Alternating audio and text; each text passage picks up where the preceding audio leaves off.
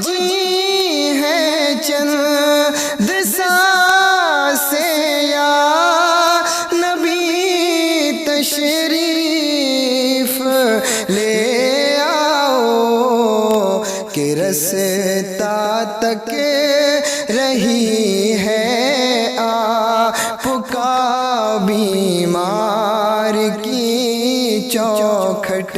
के साथ कहता हूँ सिर्फ बात बड़ा क्या, मुरादाबाद क्या, दिल्ली क्या, दुनिया में घुमाओगे कोई भी मुसीबत करीब नहीं आ सकती। इसलिए कि मुसीबत करीब कैसे आ सकती है जब तुमने उसको खुदा के हिफ्ज़ व अमान में दे दी। नारे तकबीर, नारे रिसालत, मसलके आला हज़रत, उलमाए अहले सुन्नत, मुफ्ती हम्माद रज़ा साहब क़िबला। सुभान अल्लाह, सुभान अल्लाह। कुरान वाले कहते हैं बेटे थोड़े दिन मदरसे में आ जा जी, हाँ जागा, लेकिन 25 मिनट के लिए मदरसे में भेजेंगे, 25 मिनट के लिए। और 25 मिनट में 3 मिनट लेट हो गया तो फौरन फोन, अभी लल्ला नहीं आया, क्यों? ट्यूशन को जाना था। जी जी, यही है। 24 घंटे में कितने घंटे दिए कुरान के लिए? अल्लाह, 25 मिनट, और वो भी भागते भागते। वो भी कैसे कि जा जब तक चाय बन रही है मौलाना कुछ वक्त सुनाइए। जी जी, ये दिया हमने कुरान।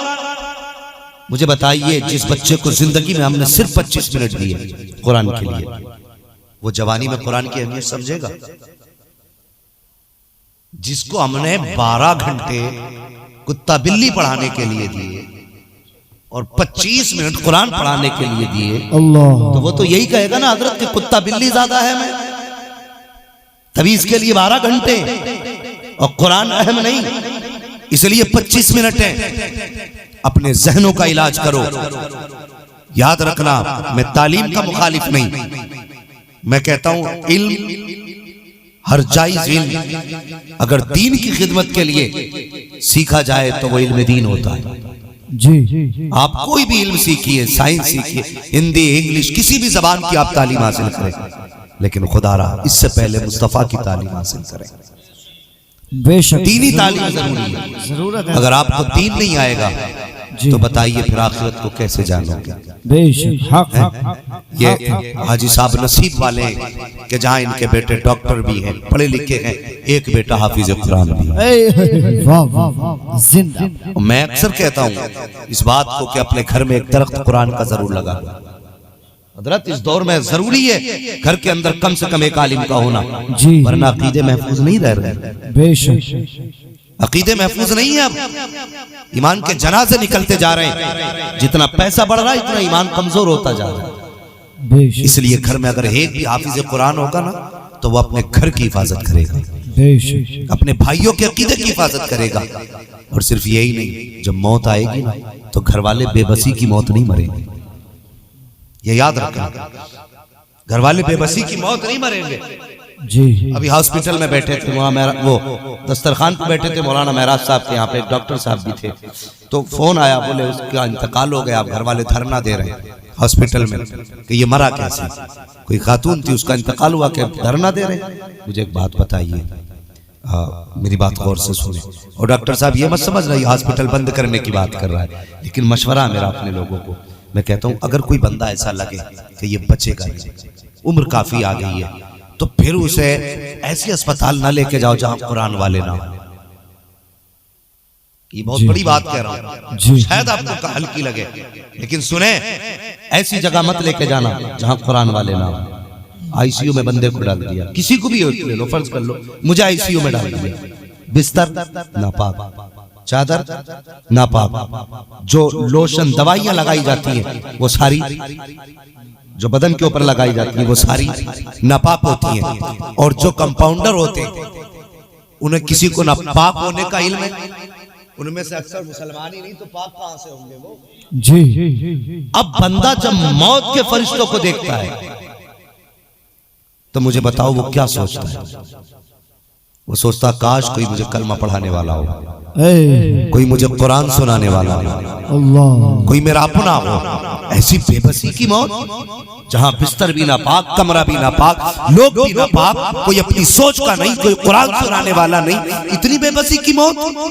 और यार ऐसे इलाज से अच्छा था कि अपने बाप को घर में लेटाता, उसकी खिदमत करता, सांसें थमने लगती, बेटा खड़ा होता, कहता बाप उदास ना हो, सूरह रहमान मैं पढ़ के सुनाऊंगा, यासीन मैं पढ़ के सुनाऊंगा, फातिहा मैं पढ़ के सुनाऊंगा। तो कुरान पढ़ता जाता, तेरे बाप की सांसें चलती जाती, इधर कुरान के पारे मुकम्मल होते, उधर सांसें मुकम्मल हो जाती। फरिश्ते कहते मालिक किधर लेके जाना है, आवाज आती फरिश्तों जन्नत में ले जाओ, इसने आखिरी सांसों में गाने नहीं सुने हैं, अगर सुने हैं तो कुरान के तराने सुने। वाह बाबा, नारे तकबीर, नारे रिसालत, मसलके आला हज़रत, पैगामे इस्लाम, मुफ्ती हम्माद मुरादाबादी।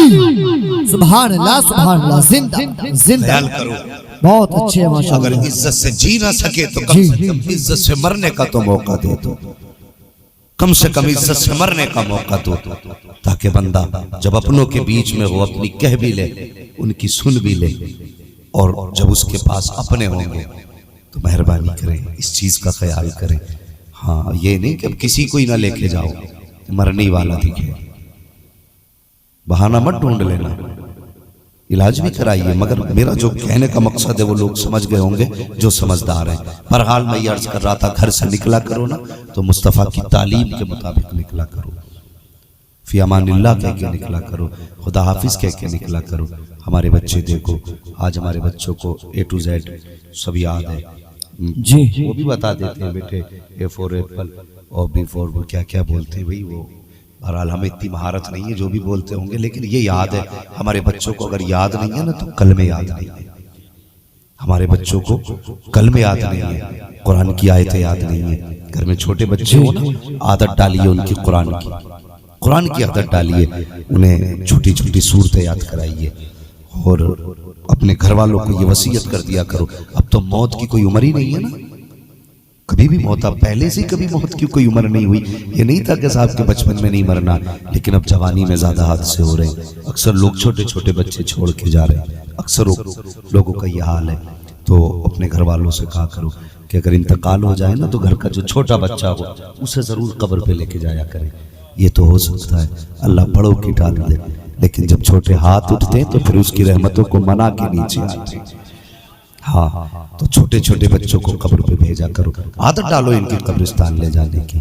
और जवानों ख्याल करो, माँ बाप के दिल का ख्याल करो। तुम माँ बाप की जान हो, बड़ी मेहनत से माँ बाप ने तुम्हें पाला है। जब तुम पैदा नहीं हुए थे तो दुआओं में मांगा तुम्हें, सजदों में रो रो के मांगा तुम्हें, और जब तुम आ गए तो इनके ख्वाब कितने बड़े थे। बेटा जवान होगा, दूल्हा बनेगा, कौन कौन से ख्वाब नहीं देखे, और तुम जरा सी देर में उनके ख्वाबों को बस यूं ही हवा में उड़ा देते हो ना।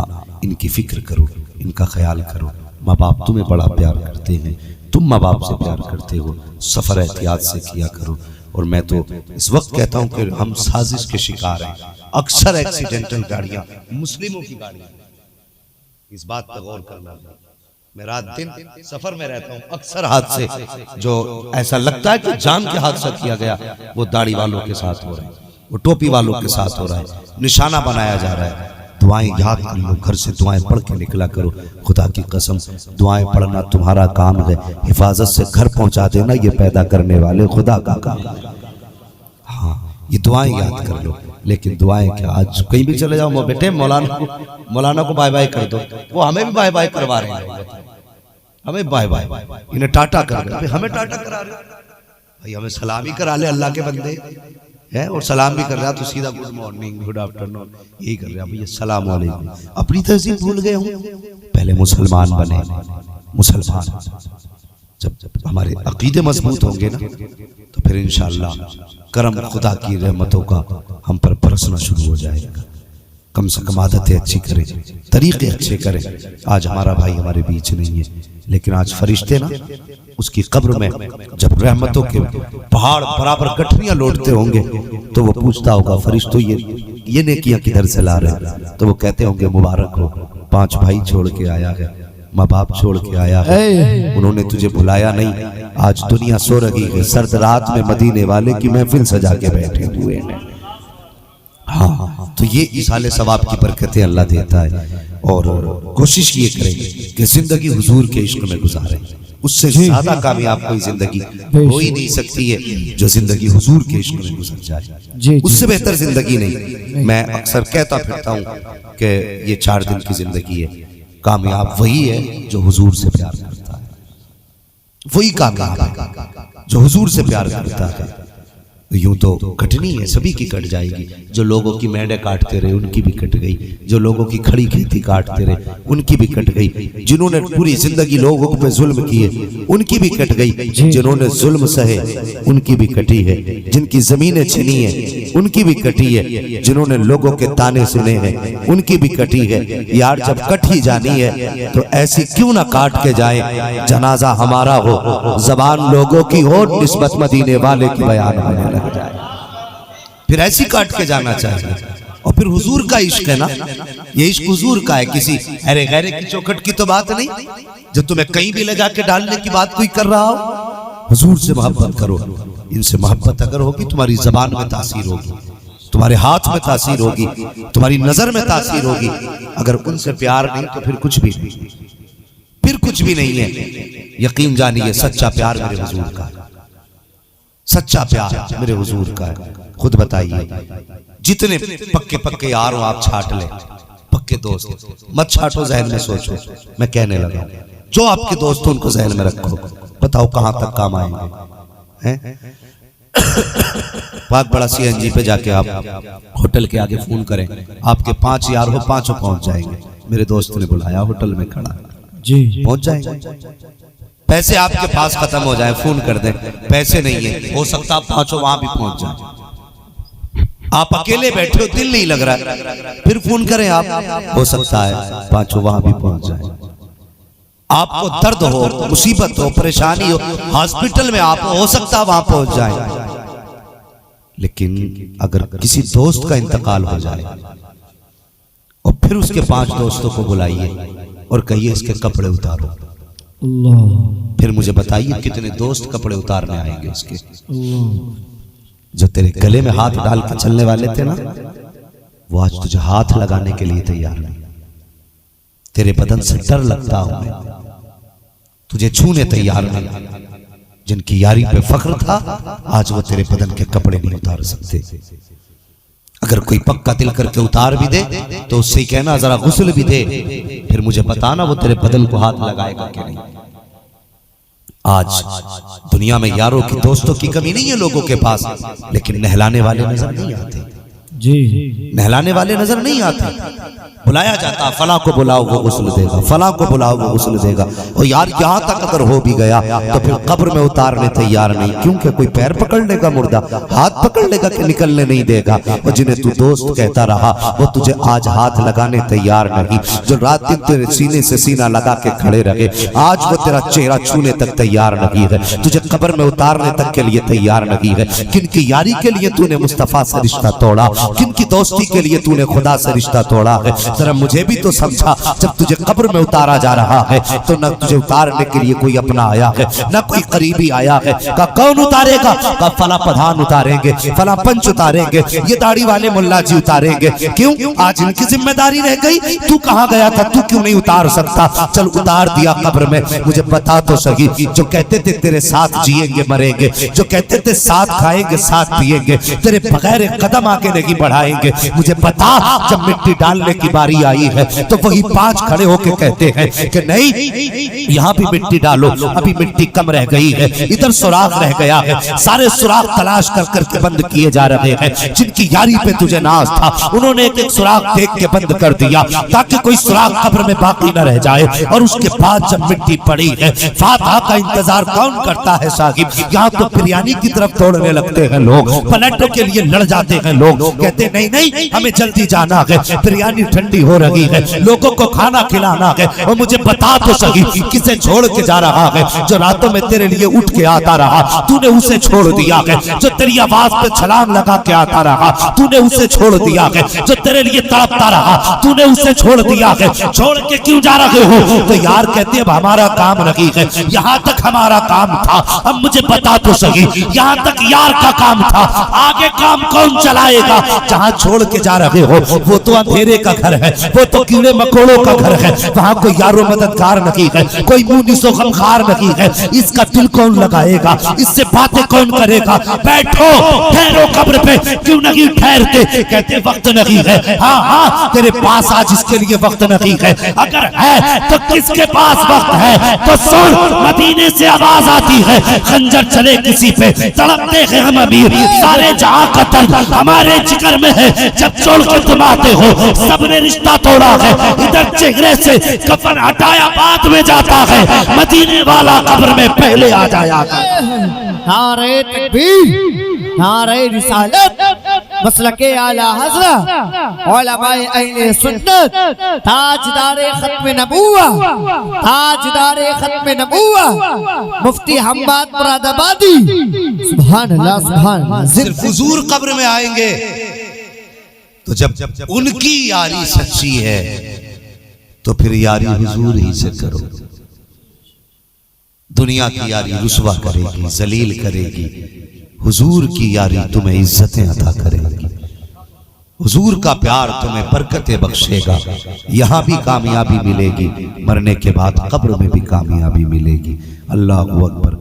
मैं अक्सर कहता हूँ कि किसी से भी मोहब्बत करने की कुछ वजूहात होती है, किसी वजह से, किसी रीजन से प्यार किया जाता है, किसी से भी इसलिए प्यार होता है या तो वो बहुत हसीन है इसलिए लोग प्यार करते हैं, या फिर वो बहुत ज्यादा ताकतवर है इसलिए प्यार करते हैं, या फिर वो बहुत ज्यादा पैसे वाला है इसलिए प्यार करते हैं। मैं कहता हूं किसी भी एंगल से देखो, मेरे हुजूर को हर एतबार से जहां से देखोगे अपने वक्त का ताजदार नजर आएगा। अगर हुस्न में देखो तो खुदा की कसम मेरे हुजूर के हुस्न का जवाब ही नहीं।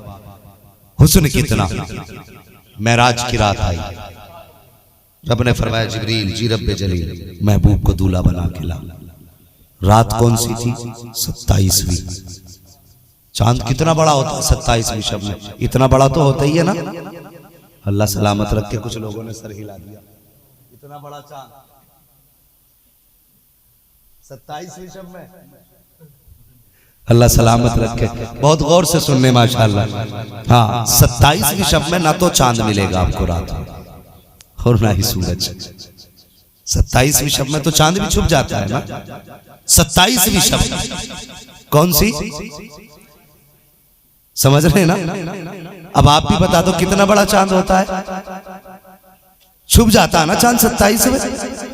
और फिर मुफस्सिरीन मुअर्रिखीन ने लिखा उस रात में जो 27वीं शब तो थी लेकिन साथ में बादल भी थे, हल्की हल्की बारिश भी थी।